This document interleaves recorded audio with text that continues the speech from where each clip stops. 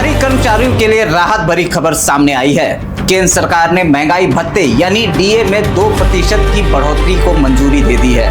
हालांकि इस फैसले की विस्तृत अधिसूचना और लागू होने की तारीख को लेकर आधिकारिक पुष्टि का इंतजार है, लेकिन अगर ये लागू होता है तो लाखों कर्मचारियों और पेंशनर्स को सीधा फायदा मिलेगा।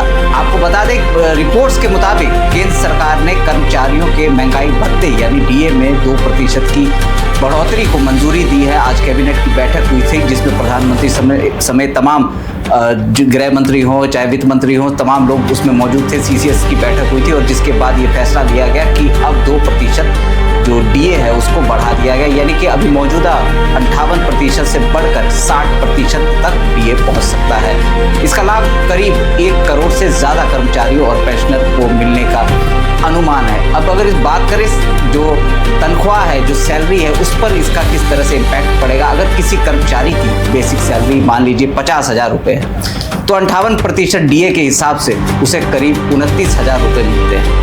वहीं 60% होने पर यह बढ़कर करीब 30,000 रुपये हो जाएगा, यानी हर महीने करीब 1,000 रुपये का अतिरिक्त फायदा संभव है। अब वहीं अगर एरियर की बात करें, अगर ये बढ़ोतरी जनवरी से प्रभावी मानी जाती है तो कर्मचारियों को एरियर का भी लाभ मिल सकता है।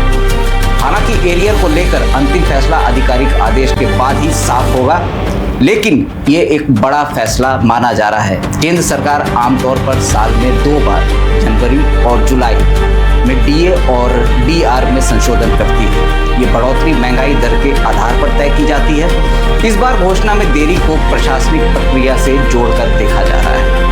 वहीं अगर 8वां वेतन की अगर बात करें तो इसी बीच कर्मचारियों के संगठनों ने 8वें वेतन आयोग को लेकर भी मांगे तेज की है।